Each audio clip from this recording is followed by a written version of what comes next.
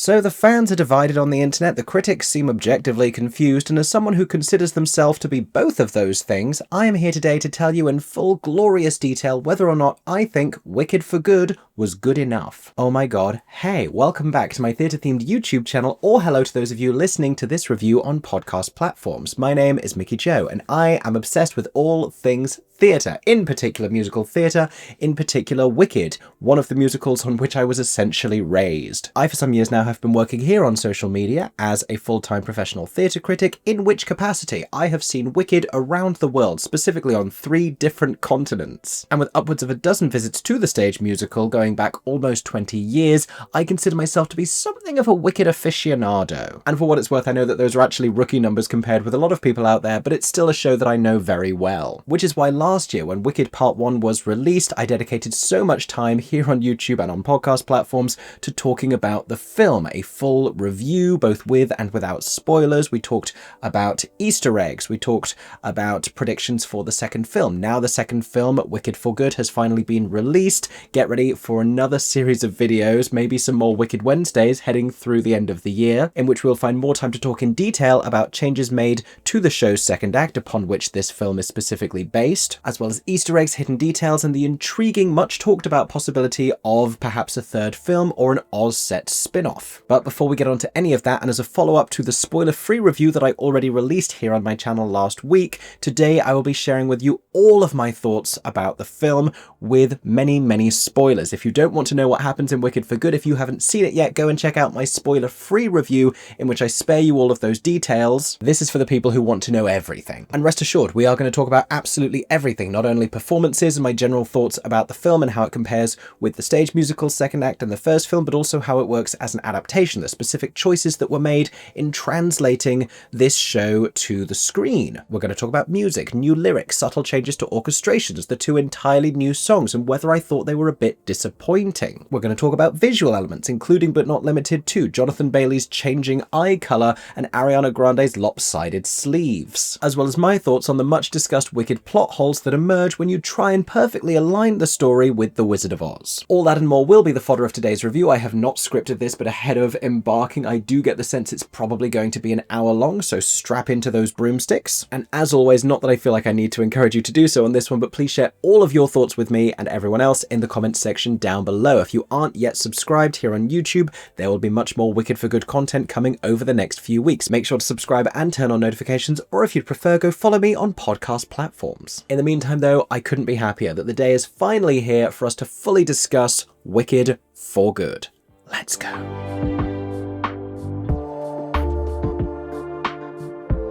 So at the risk of repeating myself a little bit here from my spoiler-free review, I enjoyed this film. I think it is a strong film. I think it is still firmly based in the upper echelons of movie adaptations of stage musicals, if only because so many of them have been so poor and fundamentally have not been able to translate the concept of singing your emotional inner thoughts to the screen. And we learned in Wicked Part 1 that that was not a problem that this particular story was going to face, both because Jon M Chu was beautifully realizing these musical numbers with great choreography and this fantastical, whimsical, but emotionally honest quality. And another thing we have to consider when we are thinking about the success of Wicked on screen is that in comparison with a lot of other musicals, it does have a lot of cinematic license by virtue of one of the cinematic classics of all time, The Wizard of Oz. We are already comfortable seeing this world, this particular land, these kinds of characters on screen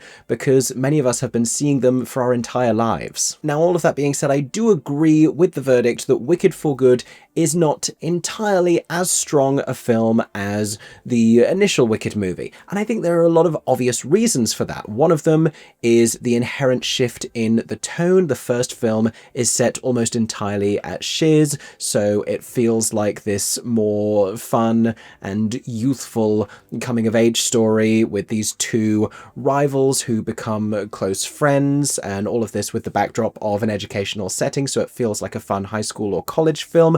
This one, they are older. It's more of a thorny love triangle but it's a very politically minded film as well. I mentioned in my previous review that because our protagonist, or perhaps I should say one of our protagonists, is Elphaba, who is very much in opposition to the wizard and Madame Morrible, who are demonizing and vilifying her in order to solidify their power and their grasp over the land of Oz. It feels like a political movie, but more so than anything else, a political superhero movie is really the kind of tone that we end up with here. And we're not digging particularly deep into any kind of a political conversation, but we are illustrating in real time how the propaganda machine can work against an individual, how Madame Morrible is misrepresenting the message that Elphaba is trying to convey. There's this great moment in an early scene of the film amidst the song Thank Goodness when Elphaba appears, not something that happens in the stage show, but very reminiscent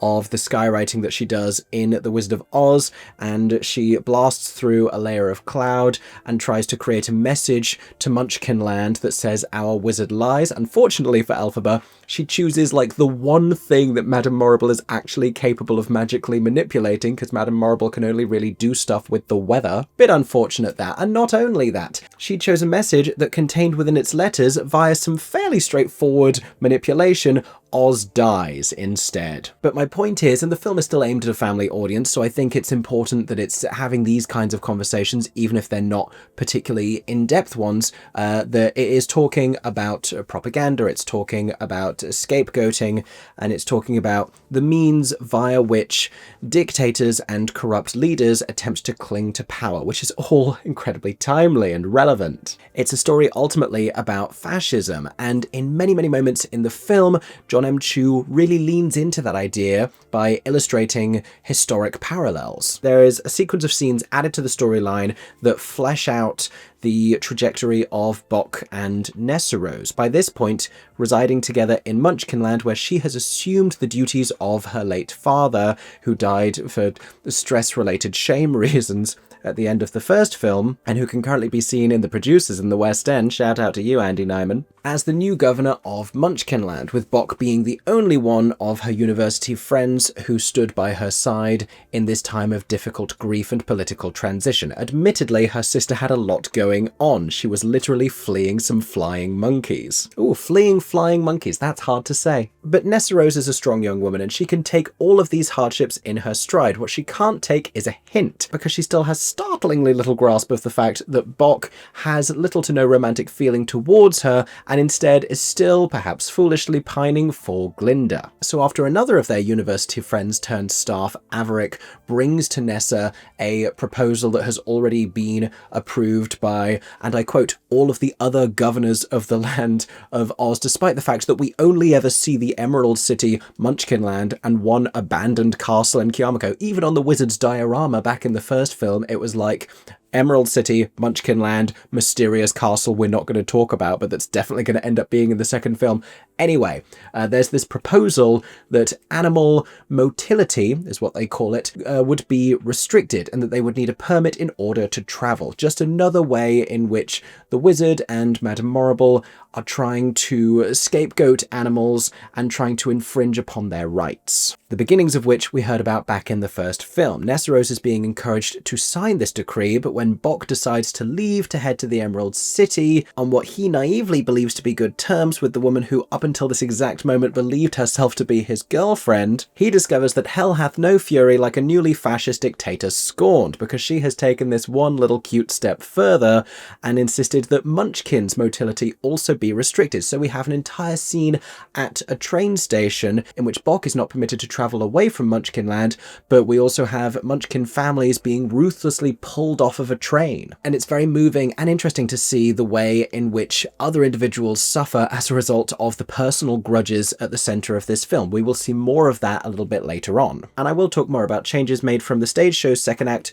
to the screen, but I do think that that's one of the really beneficial scenes that fleshes out these character arcs, and it's definitely an improvement on the version that we get in the stage show, where it's just one line that Boq has where he says, Ness has been stripping the Munchkins of all of our rights bits and we didn't have that many to begin with. And you know why? And she then confesses, to keep you here. And they've really taken that idea and run with it by having her literally restrict his movement. Finally then, while we're still discussing the overall tone of the film and changes from the stage material, it's interesting to me that they made so many specific choices to cut lines that gave it, at several moments, a feel of levity and comedy, and instead we remain in a just slightly more tense and dark realm. I say tense and dark, not particularly, but certainly a lot of scenes remain more emotional or more serious. For the most part, it's Glinda's comedy lines that have gone in order for this to happen. And I think that helps to explain the journey that she has on screen as well. I think if she was still saying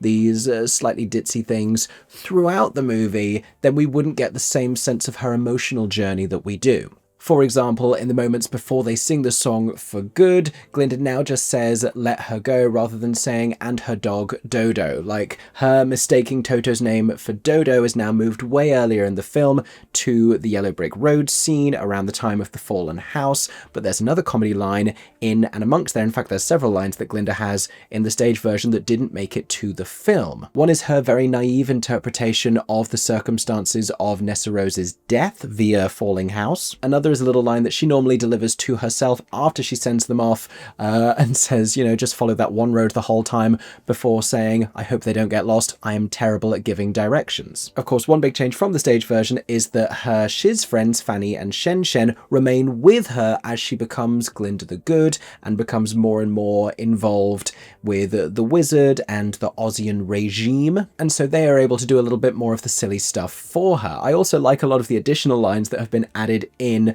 There's one really great one towards the end when Dorothy fails to leave with the wizard on his hot air balloon, and you can see her from far away in the crowd dashing through saying, no, wait for us, and trying to recover Toto, when Glinda looks down and says, I swear it's always something with that girl. Great line, great addition.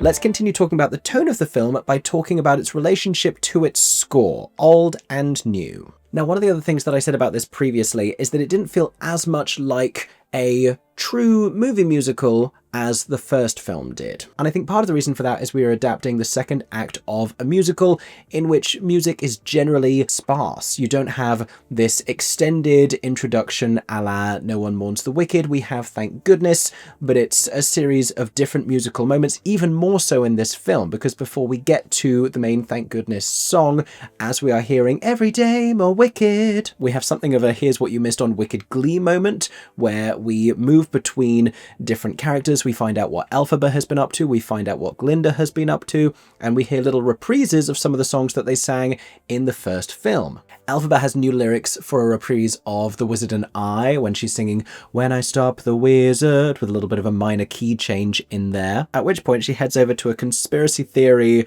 style board with propaganda posters and all sorts pinned up there, upon which she has written, in case, you know, she wakes up one morning and forgets, something like expose the wizard, save the animals. All of this in her Tarzan-esque hideout. Glinda, meanwhile, is sung about in a little reprise of the musical moment from What Is This Feeling, the Dear Glinda, you are just so good. And now, with her having changed her name for entirely performative reasons, they sing instead, Dearest Glinda, you are still so good.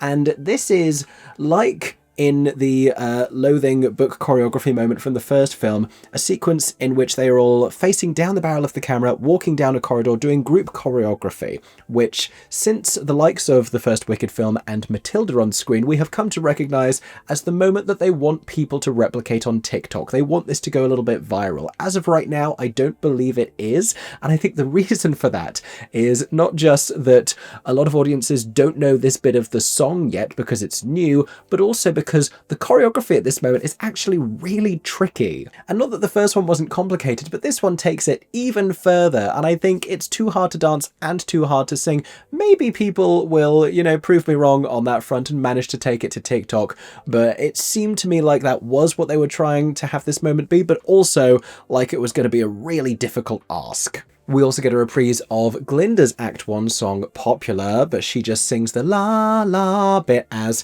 a fanfare. And in fact, we have members of the Ozian Guard then chanting it back at her, including Fiyero, who is now captain of the Gale Force, which they have been renamed in something of a fun little Easter egg nod, both to the concept of winds, which will come to be relevant to the plot, and Dorothy Gale, who herself is named for, it all nods to cyclones. Now, the first sung moment that we hear, the Every Day More Wicked, I initially thought was in a lower key. I now, after seeing the film a second time, think it's just that they've changed the vocal arrangements and the male harmony lines sit lower. That moment is a reprise of the No One Wants the Wicked melody. I like the manipulation of this melody for the more major version that they sing at the end as they are celebrating Glinda when they're singing We Believe in Glinda. I think that's really lovely and takes us beautifully towards Thank Goodness. What I have a little bit less time for is some of my favourite ensemble solo lines from the show. I am talking about like some terrible green blizzard throughout the land she flies, defaming our poor wizard with her calumnies and lies.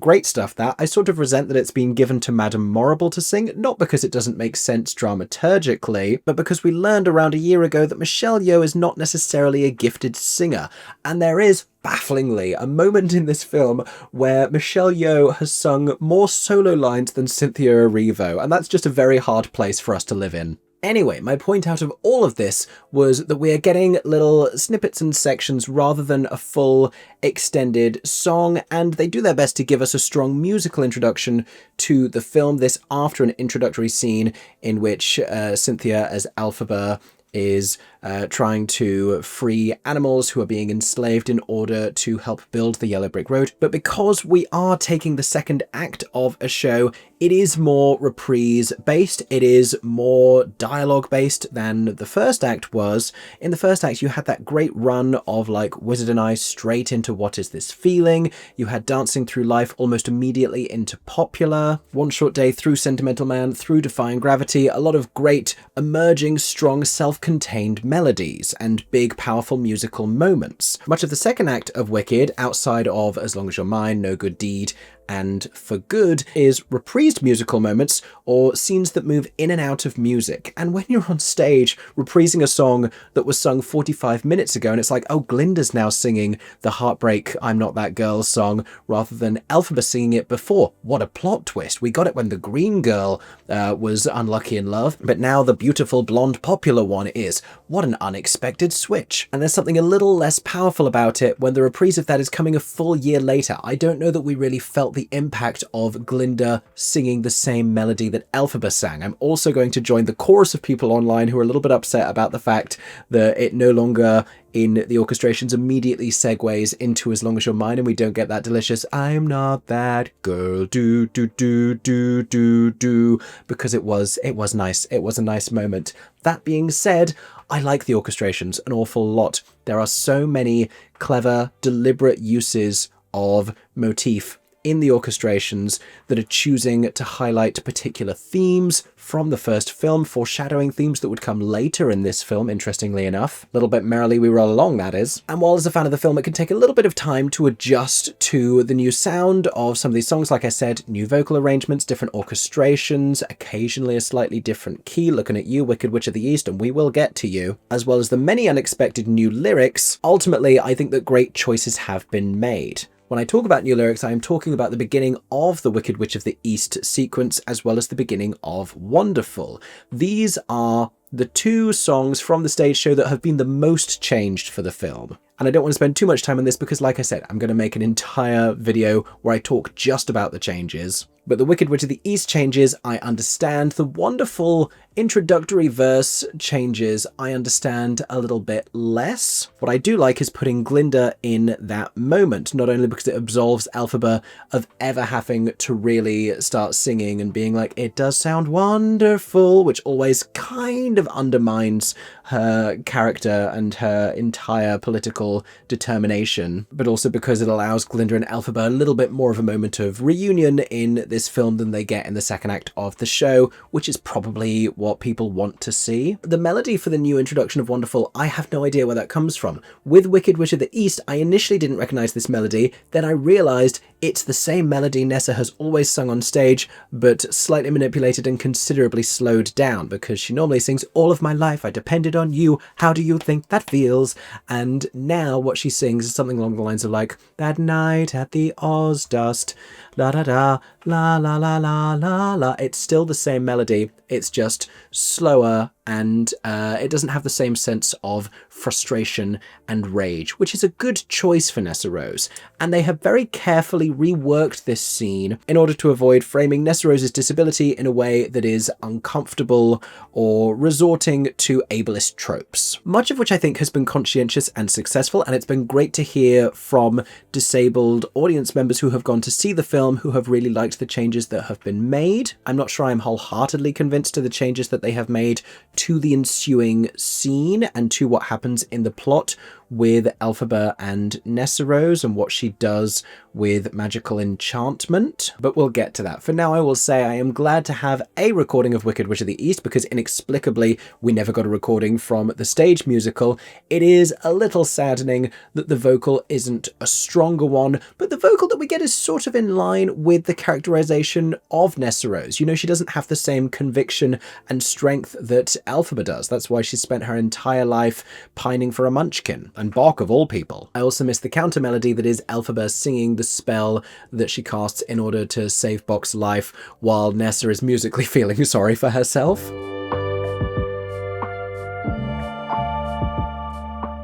But what we really ought to talk about are the two entirely new songs, one for Glinda, one for Elphaba. Very fair, very democratic. Elphaba's is a song called No Place Like Home, which we will all recognise as a little bit of a nod to the line that Dorothy famously says at the end of The Wizard of Oz. From Elphaba's perspective, it is a song intended to encourage the animals of Oz not to flee amidst all of the oppression that they are experiencing at the hands of the wizard. Elphaba finds them, and I told you that there were parallels with actual historical details here, burrowing into a sort of an underground railroad in the middle of the Yellow Brick Road. I would argue that it might be easier to, not use such an obvious setting if they were trying to escape Oz surreptitiously, but hey, what do I know? I've never fled a magical land before. I'm also, in spite of rumours, not a talking bear. And in order to try and discourage them for fleeing in fear of their lives and the safety of their animal families, Elphaba sings an incredibly tepid song which repeats the lyric,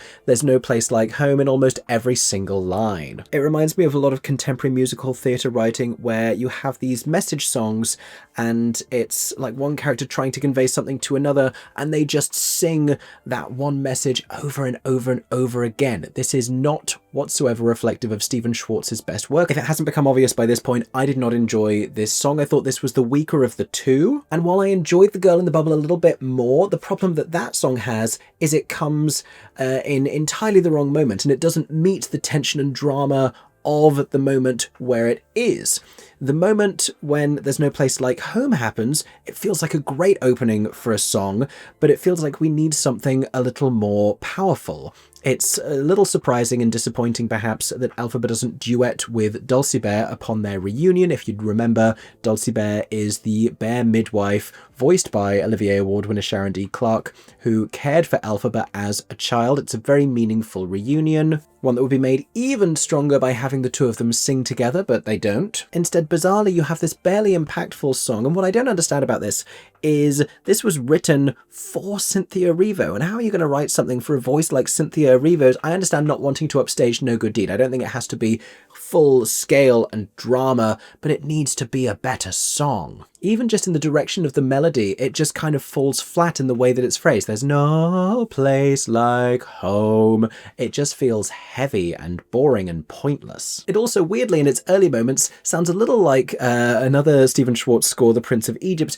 but even more more so like one he didn't write, which is Aida. The first time I saw this, I leant over to my friend Kate and I said, this sounds a little like Aida. And then we both started silently losing our minds because the next two lines sounded way more like Aida than the ones we just heard. Moving ahead to Girl in the Bubble then, which I think sounds not dissimilar to some of Stephen Schwartz's most recent compositions for his new Broadway musical, The Queen of Versailles. The problem with this one is that it comes in the midst of March of the Witch Hunters and all of this tension and drama, and Bach has just been singing, if he'd let him fight his own battles when he was young, he wouldn't be a coward today. He's belting at the top of his little Munchkin tenor range, and Glinda comes in with this moment of low-key, head voice heavy mix introspection, which is very welcome in terms of her ultimate character arc, but musically it does not pick up where we just left off, and lyrically it feels like the kind of idea that she ought to have been ruminating on way earlier. Like if watching the arrival of the guards to arrest Elphaba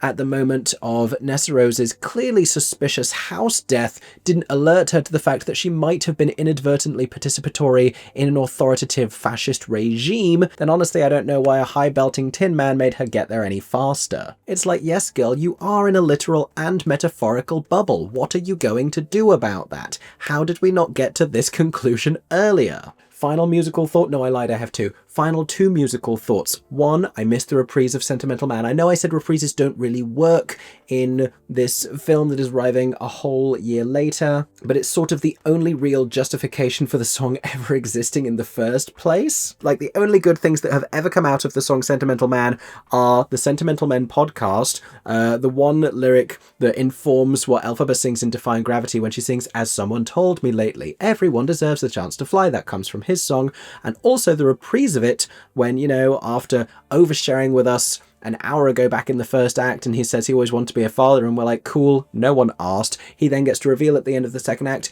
that he was a father this entire time. Final musical thought happens right at the end of the film, and we are going to talk about this ending because interesting choices were made, but it's also the final musical moment of the show, and they've actually changed where this is set because it's now after Glinda flies off to go and address the citizens of Oz and Munchkinland. She has returned from all of that in the film version, so the fact that we hear some of the earliest lines of No One Mourns the Wicked no longer makes sense from that perspective. Instead, it's just this ethereal nothing chorus. We see Elphaba and Glinda sort of singing out to each other. Perhaps Elphaba can perceive Glinda, but Glinda really is just singing out to the winds because she thinks she's dead. She, in fact, thinks she melted because you can take the privileged white woman out of the propaganda machine, but you can't take the propaganda machine out of the privileged white woman. Like, she's no longer in the bubble, but she's still in the bubble, you know what I mean? And so you have them giving it because I knew you, and then just this chorus on the wind going, no one mourns the wicked, and we don't even have any kind of a shot to suggest who that might be coming from. It's just like the song of the wind. We got to the end of this film and they're like, it's just music. It's just happening. I don't know where that's coming from. Someone's singing it. We have no more ideas. And you know what? It's fair. They made a lot of film. They were probably hoping that I wouldn't be a pedant in the final few minutes, but guess what? I am.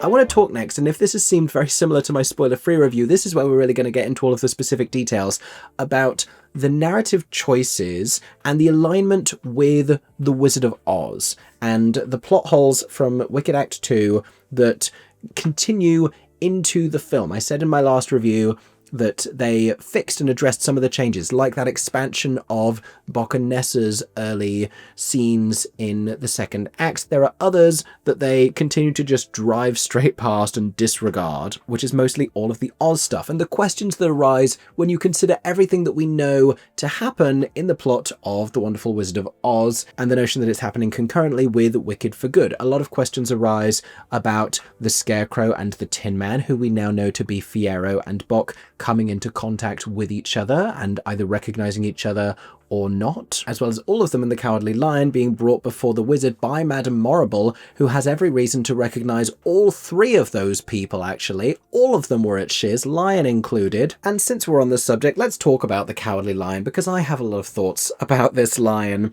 and none of them good. I will say Coleman Domingo did a great job of providing the voice. You could have offered me $1 million and 100 guesses, and I would not have been able to tell you after watching the film that that was Coleman Domingo. And we see him for the first time as Elphaba is singing the very very bland song, No Place Like Home, and while all of the animals are readying to leave Anatevka, as it were, and while whatever it is that they call the amount of time that has passed, 12 tide turns, I think it is, we don't actually, from what I recall, see a time dragon clock in this film the same way that we do in the stage adaptation, but my god, do they let you know that it exists, because we are constantly saying, just a clock tick, give me a clock tick, I will see you in a clock tick. The lion cub that we met in the first film has, in demonstrably little time, relatively speaking, Hakuna Matated, yes, I'm using that as a verb, into a full-grown lion, complete with the imperceptible voice of Coleman Domingo, and frustratingly misplaced PTSD. Like, just the worst takes coming out of this lion. He's out here telling the other animals that they should stay in Oz and not listen to her,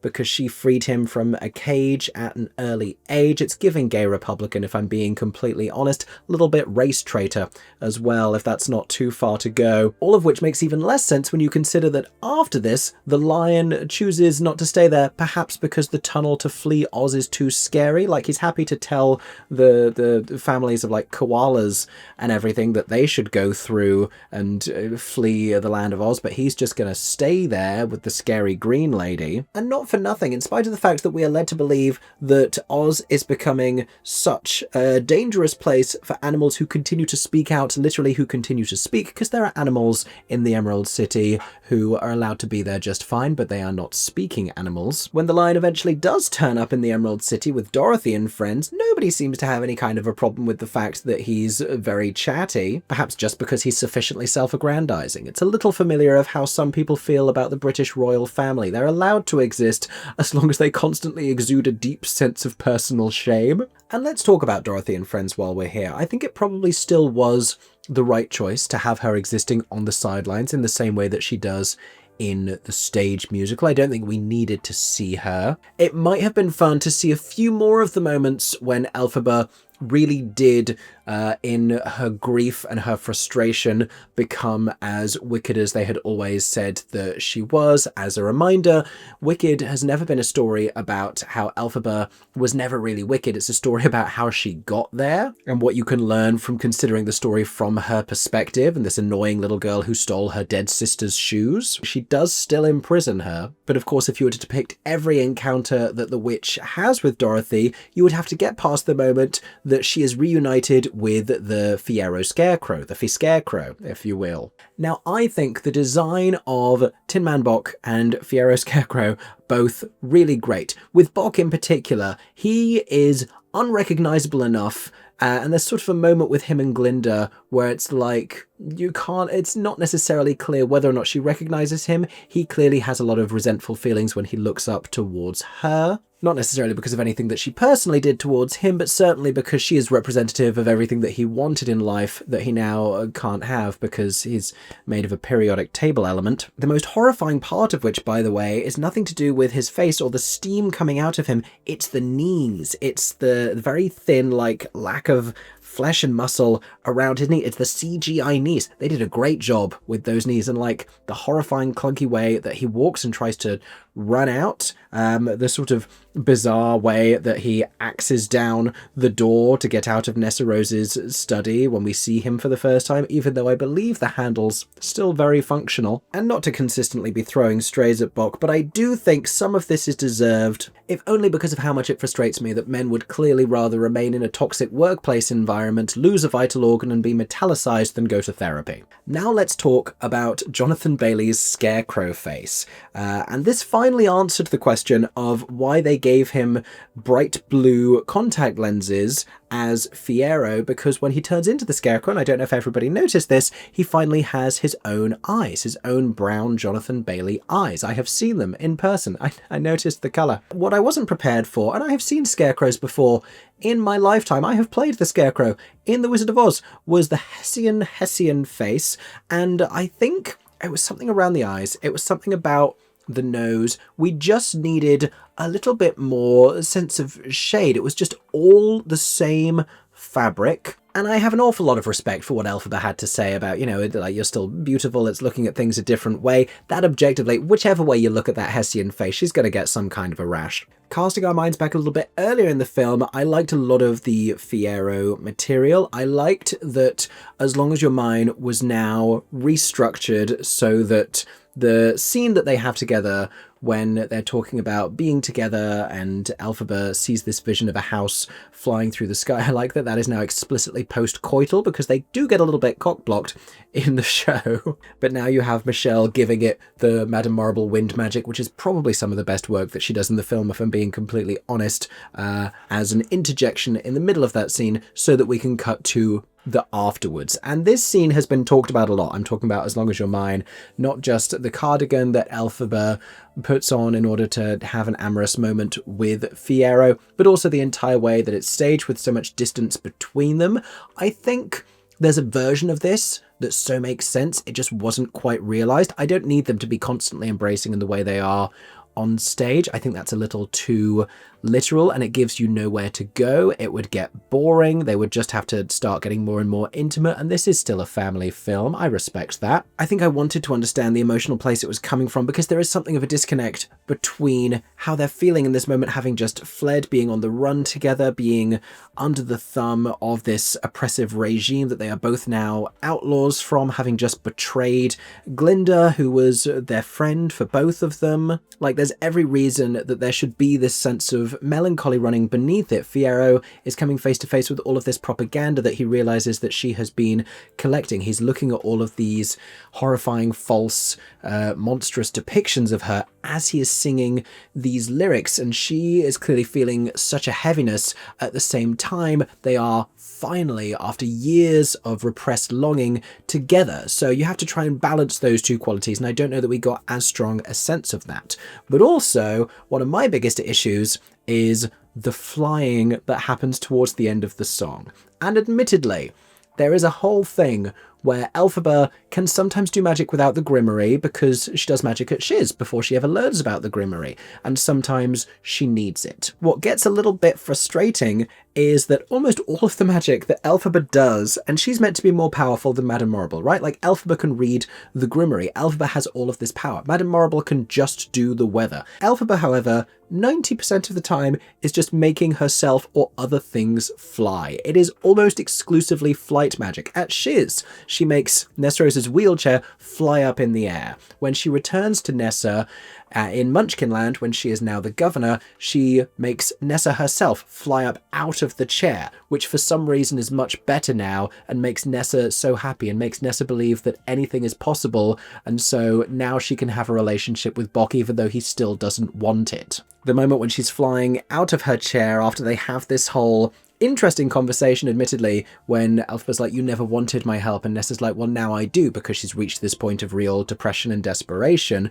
When she does fly up out of her chair and Bock calls out to her and says, Nessa, and she's like, see, it's working. I'm like, what would that have changed? How would that have... He's not come into the room yet. He's not seeing you floating above your chair. And even if he does, what does that mean to anyone? Like, it's a miracle that he gets as far as the justification of, well, surely now you won't mind if I leave. And I'm like, why? Because she's floating for a bit? Like, if we saw her do a little bit of, like, left, right, or forwards, back, and, like, there was some sense that she didn't need him anymore, the problem is that's the entire idea that they're trying to get away from. That's why they changed the lyrics at the beginning. They didn't want to say, this hideous chair with wheels. They didn't want to say, all of my life I've depended on you. And for completely understandable reasons. I just think the rewrite, while being more respectful, makes less sense. But like I was saying, Elphaba does just make things fly, and via different means. Nessrose flies either because her chair flies or because the shoes get enchanted. The monkeys fly because she gives them wings.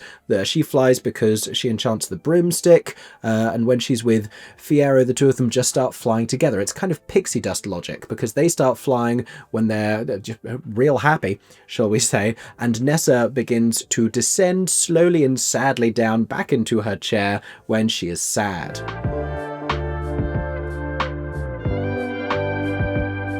Another Fiyero moment I really liked is that he is the one who forms a substantial connection with Chistery and the other freed flying monkeys. That's been a really interesting quality of the film adaptation, is that they have so fleshed out the characters of these flying monkeys, because it was so interesting. You still had them chasing Elphaba at the end of the first film, you still had them chasing Elphaba at the beginning of the second, and you were starting to really wonder, when are they going to rally to her side? We know this from The Wizard of Oz, that she becomes the commander of the flying monkeys rather than the wizard, so you started to get curious when that was going going to happen.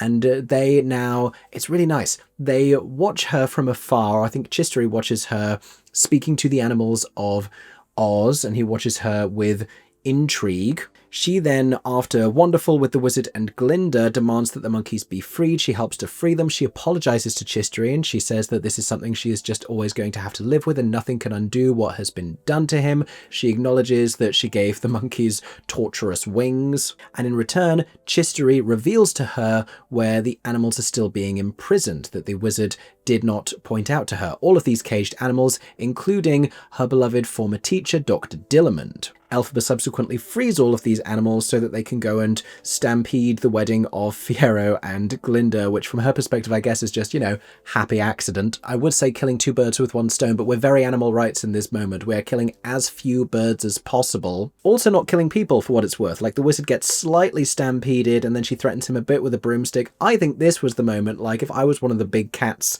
being freed from a cage, I think eating the wizard's face would not have gone amiss in this moment. Or indeed Madame Morrible. They only kind of like Matilda punish her by smushing her face into a cake after she was inexplicably performing the wedding of Elphaba and Fiyero, because in addition to being, you know, a very established teacher and a press secretary, she apparently is also ordained, like has the most impressive CV of anyone in Oz. And it was really nice in general throughout the film to see so many animal moments.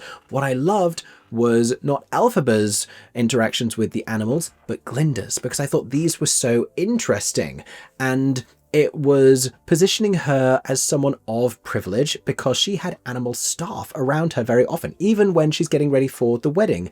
And it's a cute little scene, and she's doing the Aussian language version of something old, something new, something borrowed, something blue, which I think was something old, something newish, something askew, whatever else it was. But she had two little birds who were getting her ready, who were just tweeting. They weren't speaking, so these are submissive, well-behaved, Oz-approved animals, but she was giving them instructions because they were working for her. And we get to notice later on in the film that Glinda is a little bit woke now, because when she goes down to Fiyero's horse in the stables and she's put on the sassy cape and Elphaba's boots that she kept from their time at Shiz together, don't think I didn't notice that, because I did. And she's taken off the ridiculous napkin sleeves that we will talk about, don't you worry. She doesn't just like pull the horse out, she says to the horse, I need your help. She enters into conversation with the horse, and it's still like, you know, there's still a power balance happening there, but it felt a little bit more honest. It felt like she was beginning to respect the animals more. Some other plot thoughts. I thought it was a really great choice to have, thank goodness, be about the opening of the Yellow Brick Road. It was curious to me that that happened in Munchkinland. And yet, you know, clearly the only other place in Oz, even though they keep gaslighting us and trying to convince us that other towns and subsections exist, it's just Munchkinland and the Emerald City. That's all it ever is. Equally, I liked that the ball that was announcing Fiyero and Glinda's engagement that had already been announced scenes before in the musical version became just their literal wedding, even if it meant we had to change a lyric into something that no longer made grammatical sense, because Box sings, the moment that I read that Glinda would be wed to Fiyero, something like that, and he never finishes that thought. He's like, the moment I read that, and then he just carries on and sings, I've got to go appeal to her, confess the way I feel to her, whatever it is. And I can honestly excuse the incel munchkin behaviour. What I draw the line at is poor grammar. I did think that the rewrite of the Glinda and Elphaba fallen house scene that turns into the fight on the Yellow Brick Road after Nesteros' death and the arrival of Dorothy does less in the film than in the stage show to remind us of the fact that they just spoke. It feels in the film too much like a reunion moment, because Elphaba makes her jump and she says, oh, shiz, and she's like, did I startle you? I have that effect on people, whatever. And then they start hashing things out that they haven't had a chance to talk about yet.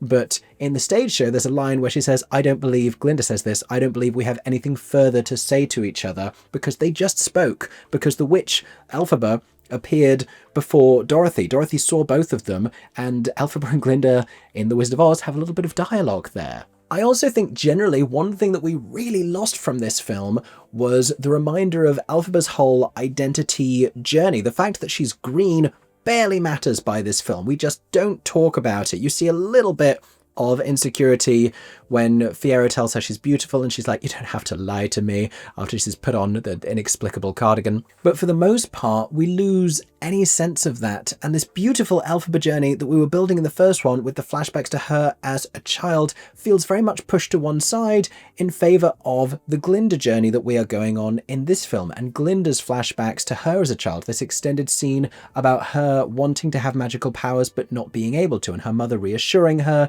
that being popular was more important, her entire raison d'etre.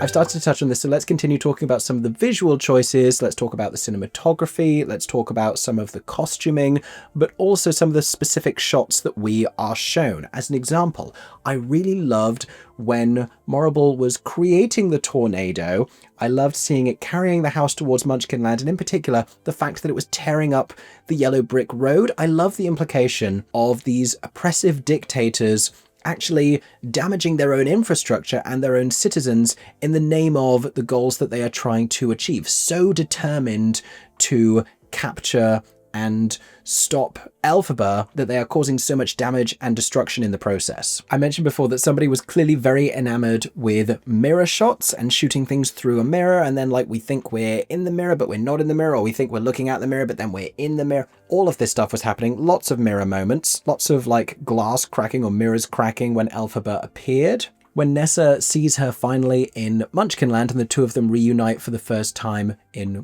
12 tide turns, whatever that may have been, and she sees her reflection rather than seeing Elphaba herself in the mirror, it's a nice nod to the way that she appears in the stage musical behind the glass. Bok also looks at himself in a mirror when he is hoping to get on the train before learning that he no longer has civil rights. He's also trying to fix his hair, which I think is both charming and fraught. The majority of the mirror moments that we get, though, are in the song The Girl in the Bubble. And a lot of those mirrors are circular, but there are so many other ways in which they manage to frame Glinda in this sort of idea of a bubble. They show her amidst encircling furniture or beneath a circular structure or through a circular doorway. She is constantly encircled as she's singing about being in a bubble, which I just think is really smart. I also thought that one of the first shots that we see of Jeff Goldblum as the wizard, when he is very enamored with a little toy train that he is playing with, as well as this little zoetrope of him, really hammers home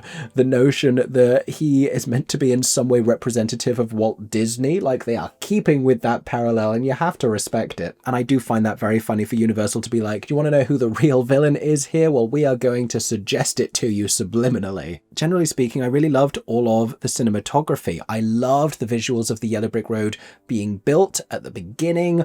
I loved for this to be Wicked and for this to be like, consider a different perspective on the Wizard of Oz, for it to be opening with, and you know that yellow brick road that you like, as we're getting ready to do the Wizard of Oz bit, like this is how we're going to point out to you everything that you're expecting is coming, but you know what else it is? Slave labor. Like brutal, grueling slave labor that Elphaba arrives to prevent and put a stop to with this great fight sequence before she then flies off to be chased by some flying monkeys in a forest sequence that felt to me like a direct nod to the chase on the forest moon of Endor in Return of the Jedi. I would confidently call that an Easter egg, but I just don't know why it would be. There were really only a couple of visual choices in terms of like the editing, and like just about everyone else, I would like some slightly more vibrant and vivid colour, a la the original Wizard of Oz. I think everything could have been a little bit more saturated, but there were only a couple of moments that I thought were puzzling. One of them was the grayscale torture of Fiyero, and whether that was still within the realm of them trying to keep this scarecrow secret until the last minute, which they really committed to,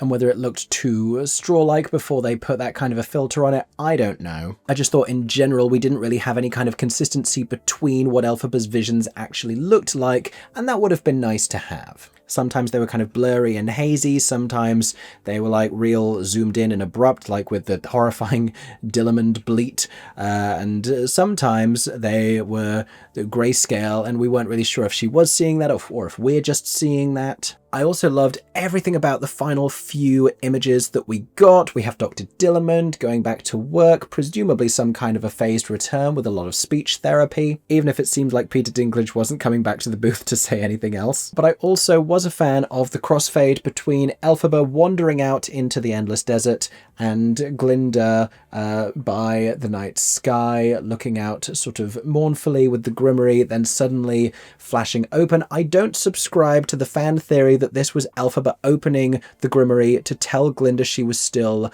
alive. I think this was some sense of the Grimoire opening itself to Glinda and her learning how to read it. And I think there's some sense of like her needing to become a person who deserved those magical powers, and the version of her that we saw in childhood who really just wanted to be magic, who was very privileged and entitled, and even the version of her who worked with the wizard and wanted to lift people's spirits but still be celebrated and be seen as Glinda the Good, still didn't deserve those magical powers either. There's a line that she says to Madame Marble, added in for the film version, where Marble says, "I can now see how truly good you are," and she says, "I'm not yet anyway." And I think when she finally does make the powerful speech and says, fellow Aussians, all Aussians, friends, because I don't see any enemies here, and it's all like hashtag all Aussians, then by that point the Grimoire's like, you know what, you can read me. You can read me. That was a nice speech. But of course, my favourite moment from the final few frames of the film was the nod to the poster, that Glinda whispering to Elphaba image that we got, and I didn't see it coming. They showed us that scene so many times. It's one of the earliest scenes that we saw. I think the first time we saw the two of them together, right back in the first film. I didn't understand it at the time. Now it makes full sense. You had to wait until the end. I thought it was a little bit of a random shot for them to show us when Glinda was first saying, like, we were friends, that is to say our paths did cross at school, and we saw that shot overlaid, and I was like, a little bit abrupt to cut to that. By the time we get to the end of the film and we see the whisper moment, it all makes sense, and I can't believe I didn't see it coming. That was so good. That was the moment that nearly made me cry. The moment that did make me cry was a few scenes before. After For Good, not during For Good, but after, when Elphaba hurries Glinda into a closet, which we could discuss the meaning of that, but it was the dialogue there when she said, everything's going to be fine, clearly with tears in her eyes, and Glinda's crying, and she's trying to smile to suggest to her either, choose your own interpretation here, just to try and reassure Glinda that it's going to be okay, or to secretly let Glinda know everything is going to be fine. I am going to be fine in spite of what this is about to look like. I just can't tell you that. But the emotional climax, obviously, of that whole moment was her shutting the door and them having this Legally Blonde, please won't you open the door / do you want to build a flying monkey moment where they're both crying on the door. Absolutely beautiful. Loved that shot. Wasn't emotionally prepared for it whatsoever. We'll talk separately about all of the Easter eggs and nods to the stage show and The Wizard of Oz, but I liked the few shots that we got that really spoke to The Wizard of Oz, the monkey carrying Dorothy away and her legs kicking in the air, Elphaba shutting her down in the cellar, seen from Dorothy's perspective. Those were great. And since we're talking about visual elements, I really loved all of the wig styling still, the makeup stuff, Paul Tazwell's costume design, with the exception, and I promised you I would get to this, of Glinda's iridescent gown sleeves. And I loved the gown itself. I loved it because it incorporates pink and blue. I've had a chance to see that dress as well as Elphaba's For Good costume with the sleeves up close. I love the details on both of them. What I love about Glinda's is it's made up of pink and blue sequins, nodding both to the pink dress worn by Billy Burke in the Wizard of Oz film and the blue dress worn on stage, that Dior-esque bubble gown worn originally by Kristen Chenoweth in the stage musical.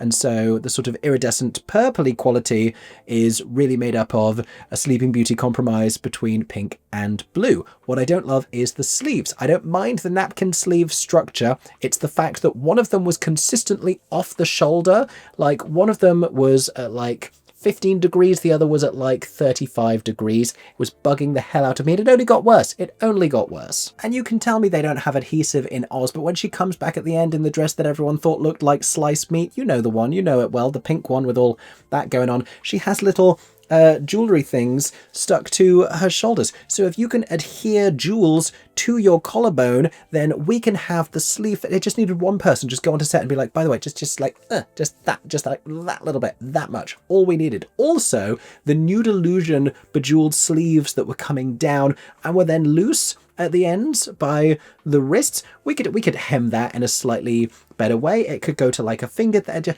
I had unrealistic problems with the loose Nude Illusion sleeves because you're in a magical realm and we can't do better than like a poor Nude Illusion fabric. The word Nude Illusion has started to sound strange in my mouth, but I have strong feelings about it. I just think these are pseudo-magical beings who could have come up with something slightly more convincing. Elphaba's outfit, meanwhile, I loved, even more than the stage version, and that's an iconic, really great detailed dress in the stage version, but I love that, like Elsa in the stage version of Frozen, she's now in trousers with a boot and it's a coat-like thing going over that.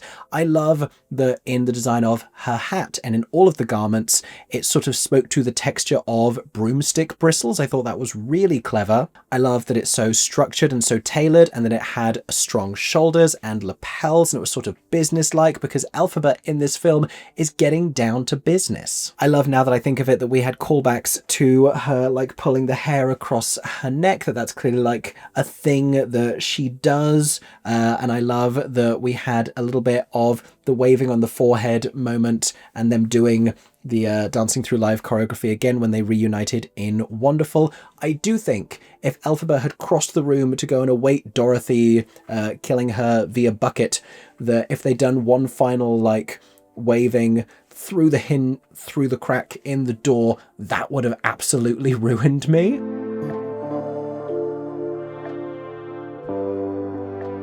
I'm realizing as I conclude this and as I sit here for approaching 90 minutes that I have so much more to say, and there's so much more that I will say when I talk about the Easter eggs, when I talk about the changes from the show to the film. I enjoyed it an awful lot, and I enjoyed the performances. I think everything that I have to say about the performances I said in my spoiler-free review. I thought Cynthia was great. I would have liked a little bit more emotional intensity and really distraught quality in No Good Deed, but I also thought that the film really framed itself as Glinda's story this time around, and Elphaba was kind of sidelined just a little bit. If they try once more to justify Ariana Grande in supporting categories for the awards this season, it's going to be really, really difficult because she is so central to the screen time and the narrative of this film. It's going to be really hard to call hers a supporting performance. But I also thought that she was great. It made me excited to see both of them hopefully doing much more work on screen, but also specifically to see Ariana returning to the stage. I think that'll be very exciting to see when that inevitably happens. I also thought, and it goes without saying at this point, they both sounded absolutely fantastic. There was one little moment in Thank Goodness when Ariana sounded very inspired by Kristen Chenoweth, and she is a lifelong Wicked fan, so it was nice to hear what perhaps might even have been a deliberate homage. I also love that they both got a couple of opt-up on the original written melody moments in there, Cynthia with the Fiyero No Good Deed moment and Ariana in Thank Goodness a couple times. And when I put out my spoiler-free review last week, I guess I must have inadvertently called it a sequel, and a couple of people popped up in the comments saying it's not a sequel, it's a part 2. And I think that is a much better way of looking at it. It's not necessarily how the film was marketed, but it's probably the best way for it to be consumed and enjoyed. And after it, you know, is done being in cinemas and being successful, and we all finally get the chance to see part 1 and part 2 back to back, I think that's going to be the best way for this to be enjoyed. I don't think it's necessarily as strong as the first one when just consumed by itself, when asked and expected to stand on its own 2 feet. But when you watch it purely as a part 2 of one really long 2-part film adaptation of Wicked the musical, then I think it's going to feel like a thorough, detailed, cohesive masterpiece. One of the things I really loved about it was how similar it felt to Wicked Part 1. It really felt like we were just carrying straight on. It didn't have this sense that you can sometimes find of people having returned to a set months or years later. So my advice to you, if you didn't necessarily all the way love it in the cinema, wait until you have the chance to do that and then see if it changes your relationship to the film. I am very excited for whenever I get the chance to do a Wicked Part 1 and Part 2 marathon. That's going to be a great day. In the meantime, that is not everything that I have to say about Wicked for Good, but that is, I think, as much time as I ought to dedicate to it today. There is more to say. There will be more videos, more podcasts from me over the coming weeks, talking about the changes, talking about the Easter eggs, talking about the possibility of future Wicked films, TV projects, whatever that might look like. Maybe I'll even do a little bit of a review roundup to dig into some of the online discourse around this film and some of the negative reviews that have been published about it. But for right now, the only other opinions that I want to read about Wicked for Good are yours. Let me know what you thought of this film in the comments section down below. If there's anything I didn't get the chance to expand on in this, because I had so many thoughts swirling around my head having seen this this film twice now in a week, then feel free to ask any questions in the comments below and I will do my best to answer. In the meantime, thank you so much for listening to this review. I hope that you enjoyed. If you did, make sure to subscribe here on YouTube, turn on notifications so you don't miss my upcoming Wicked Wednesdays content through the end of the year, or go follow me on podcast platforms. As always, I hope that everyone is staying safe and that you have a stagey day. For 10 more seconds, I'm Mickey Joe Theatre. Oh my god, hey, thanks for watching, have a stagey day. Subscribe!